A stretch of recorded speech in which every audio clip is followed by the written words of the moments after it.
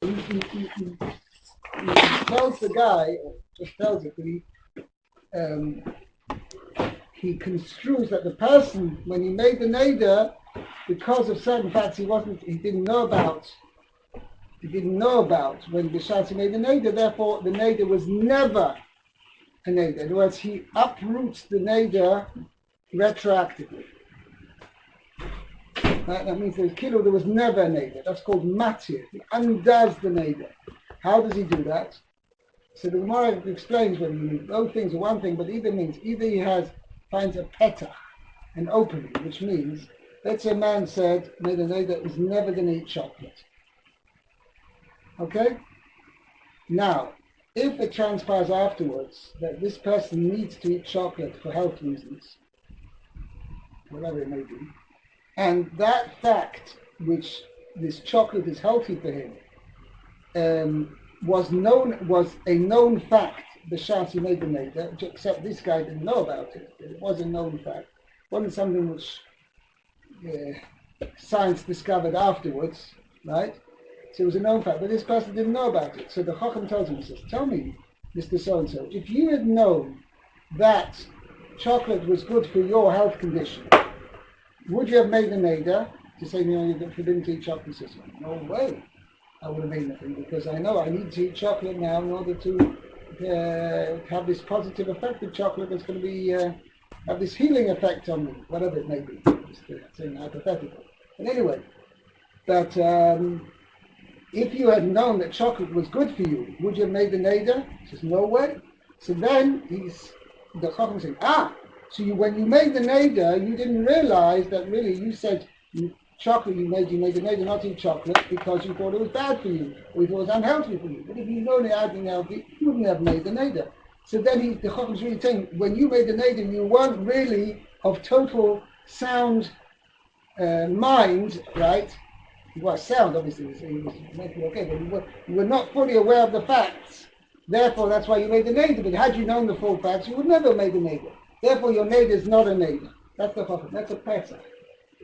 There's another form of where Chacham is charata, which is regret means, which is also similar thing. Okay, let's stick with the first thing for the moment, the pesach, because charata, how to explain it, charata is a very fine point.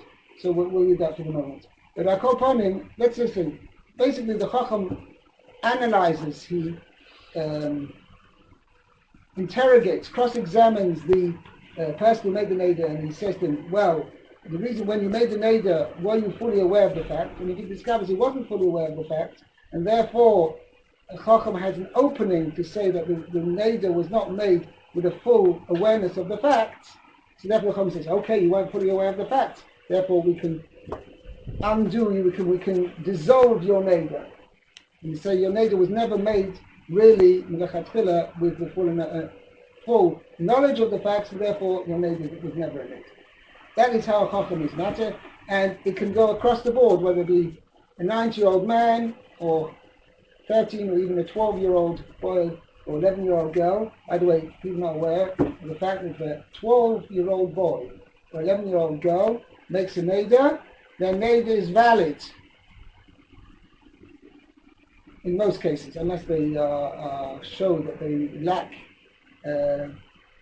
particular intelligence. But a boy who shows he has regular intelligence for his, and he says, I make a neder, I'm not going to eat chocolate. So he is not allowed to eat chocolate. In the first year, till he's 13 years old, it's only the job on him, but after 13 years old, he's midaraisa forbidden to eat chocolate. Even though he actually uttered the neder when he wasn't 13, but in the year up to being 13, in other words, the year before 13 for a boy, the year before 12 for a girl, the nedarim are valid. It means they have enough intelligence to because they are how to fix that what they say is considered a valid neder. Like a lawyer. Huh? Get out of that. Like a mishpat with a lawyer. He looks, what's the job? Yeah, so that's the same thing. The Chacham is also doing a similar kind of thing. Correct. Okay. Now, Pasuk Dalet starts with what's with women. Okay, Matt, please read. Isha, Isha ki tidor neder lahashem Hashem, v'asra isar b'veit aviha bin u Reha. reha. But if a woman will take a vow to Hashem or prohibit a prohibition in her father's house in her youth. Okay. Now, as we was going to point out over here, right, doesn't mean she's necessarily in her father's house. I mean, she could be living alone, living somewhere else. Point the base of view means in her father's jurisdiction. She's under her father's jurisdiction. Let's see the Rashi here. Okay. Baveit aviha, in her father's house. This means birshut aviha, while she is under her father's authority. Ba'afilu eina baveito, and if she is not, even if she is not in his house. Yes. Thank you. Okay. Okay, so in her youth, bin u reha, in her youth, below katana, but not a minor. Not when she's a minor. If she makes a maid when she's a minor, it doesn't matter. Below Bergeres. Nor one who is mature. Right. So it goes on to explain why. Shahaktana ain nidra Ned. neder. For with regard to the minor, her vow is not a vow. In other words, it is not binding. Right. Nothing. Vaha bo geret eina birshuto shel aviha.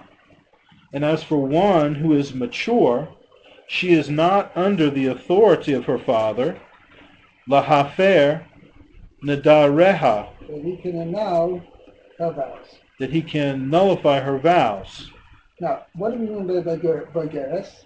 Bergeres means go over and above the age of 12 and a half. Nara is a girl who reached the age of 12, right? Between 12 and 12 and a half. What's the idea? What's the significance? When she's 12, she already has the initial signs of puberty, which are hairs. She starts getting initial pubic hairs, and certain other changes in her body shape. Okay? When she's 12 and a half, then she really has a full change in her body shape, and she's considered a Bergeres. There's also other changes, other physical changes in her. Then she's called a Bergeres, and therefore she's now a fully fledged mature woman, and she's in her own reshus, right? And she's under her own jurisdiction, under her own authority. And we only say the father has no, so we've got an interesting situation. The father has authority over her, even though she is, to a certain extent, mature, meaning that from 12 years old she's already fully obliged to keep the mitzvahs, right? But she's still, for the first half year, and the matsy chazal kaveh, it's not really a term of being a half a year. It happens to be half a year, but it's between the time of the initial stages of puberty till the process of puberty is completed, which takes about, the Gemara says that's generally half a year. So between the ages of 12, when the standard girl begins to be, gets the initial signs of puberty at the age of 12, till the age of 12 and a half, when the puberty development ends, she becomes fully mature. So between those, din of a night. So what's the difference? A cycle? She hadn't had a cycle yet? Can also now, the cycle is not generally the Gemara says that her cycle will begin when she is the age of 12, most times. But it's not dependent on that. Her cycle is not, sometimes girls can get their cycle even before, sometimes after. The main thing is the signs of puberty, which are basically, the Gemara says, is hairs, pubic hairs, and also changing the shape of her body. Okay. Okay? Okay. The Ezo, he, katana. And who is a minor with respect to vows? Right? Amru Rabosenu. Rabosenu. Thank you. Our rabbis have said, Bat achat asrei shana v'yom echad. A girl who is at least 11 years old in one day. Yeah, by the way, it means 11 years in one day is what we call 11 years old. Meaning, what I mean is as follows. A girl, in the terminology of Chazal, Basud Aleph Shana can mean within the 11th year. When is she considered 11 years old? Means at the end of the 11th year, going into the 12th year. That's what Chazal term Yud Aleph Shana B'Yom Echad. In other words, let's say she was born on Rosh Chodesh Nisan. So when she comes 11 years later, she comes to Rosh Chodesh Nisan. On that day of Rosh Chodesh Nisan, she is 11 years and a day because she's already on the first day of the 12th year. Okay?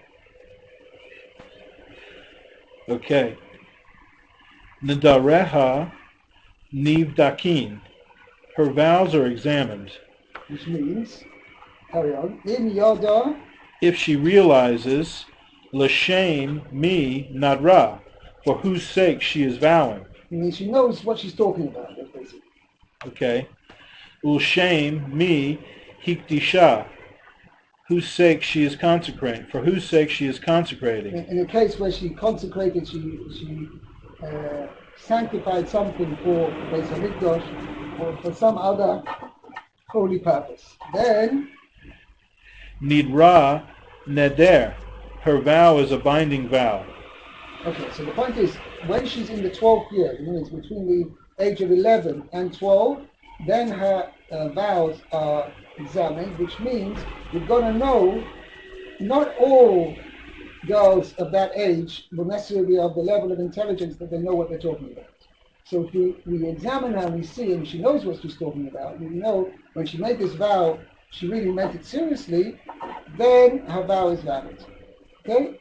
But Basyut Beis Shana V'Yom Echad, that when she's already in the carry on the Rashi. Okay. Bat Shatain Esrei Shana V'Yom Echad. A girl who is 12 years old in one day, Eina Saricha Libadek, does not need to be examined. Which means we can assume a girl has reached the age of 12 years old, we know she knows what she's talking about. So we don't even have to examine her. We don't have to check her out. We know we can assume she knows what she's talking about, and that if she made a vow, the vow is valid. Obviously, if we afterwards find out that we know she was not of sound mind when she made it, then her neder won't be considered a neder. The difference between the age of 11 and 12 is when she's age 11, there's no assumption that we know she's talking about. We've got to check her out to see if she knows what she's talking about. When she reaches the age of 12, then we can assume already she knows what she's talking about. Okay? Now, okay, by the way, this halacha boy between the age of 12 and 13 is also a similar situation.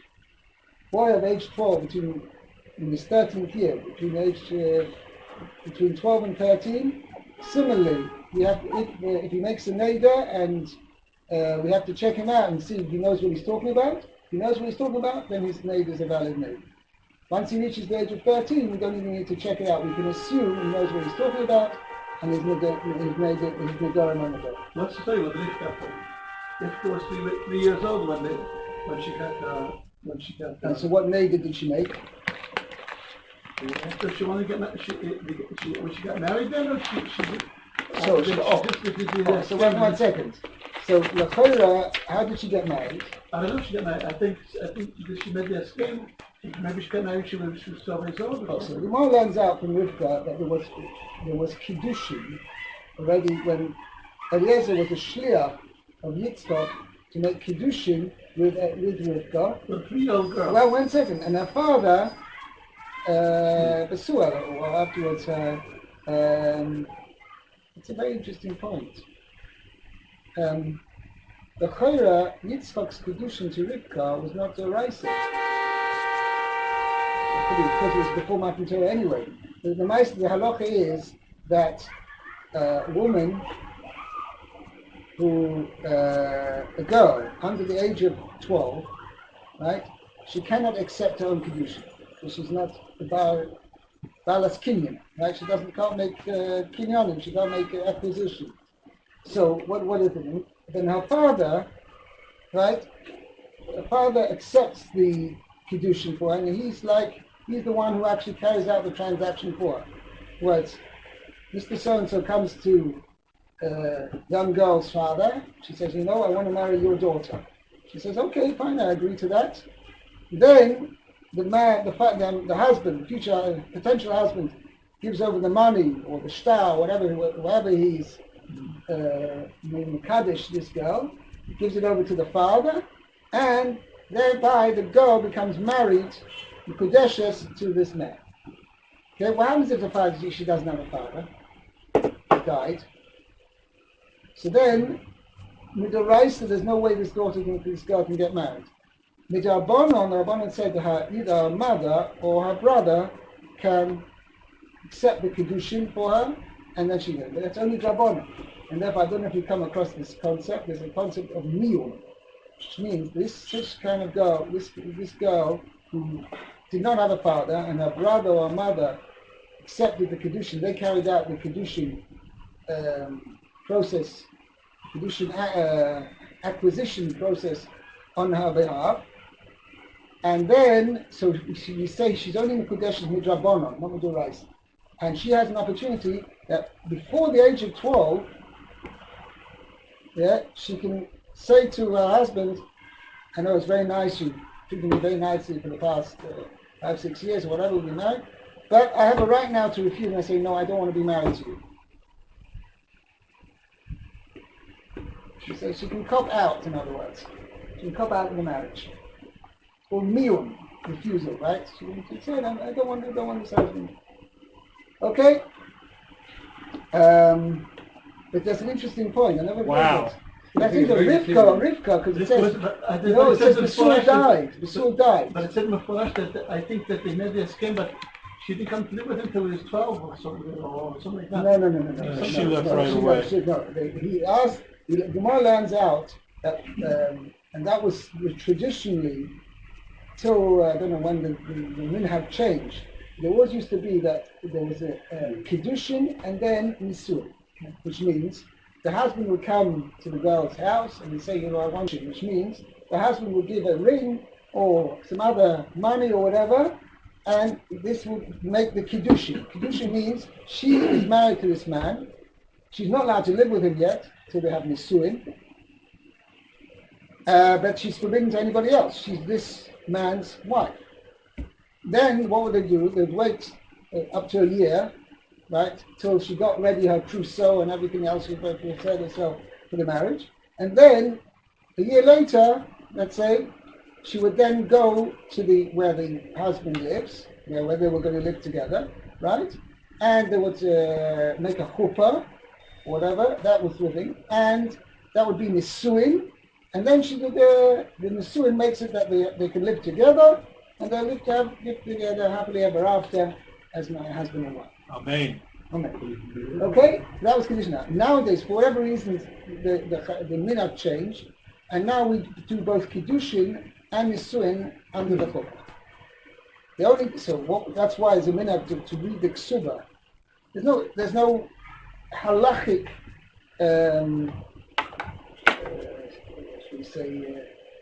Halachic strength to reading the ksuba. The ksuba is just merely a formality, right? Because she has a ksuba even if it's not read out, right? She has got to know what she's talking about, by the way. I know in particular, I think that my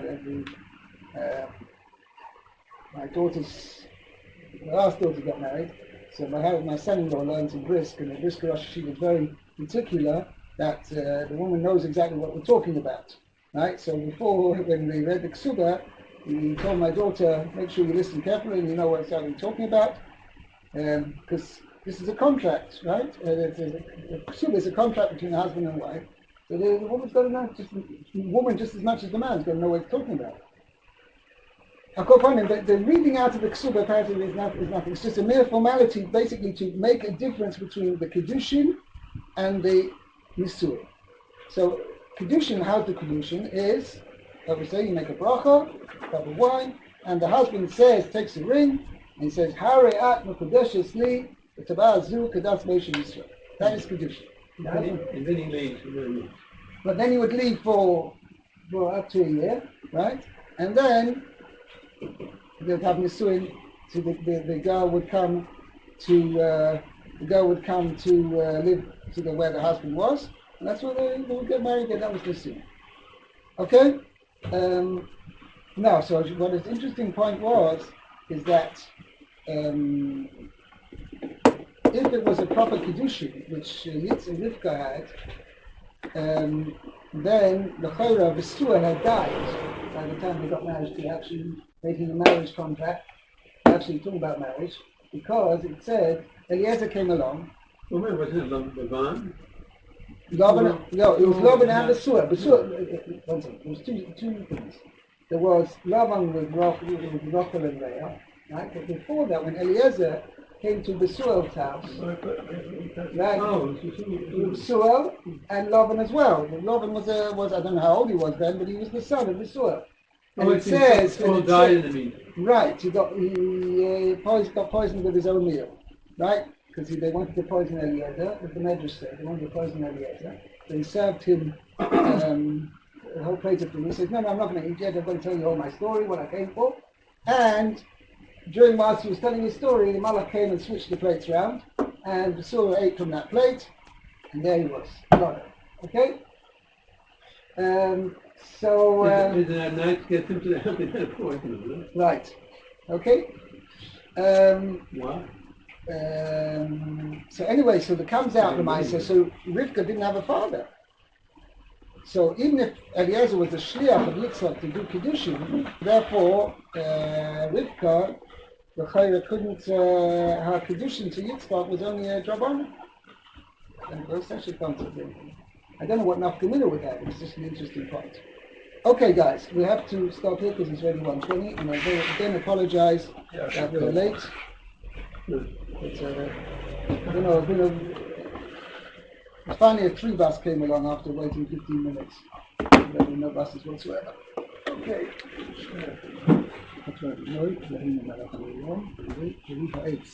Amen.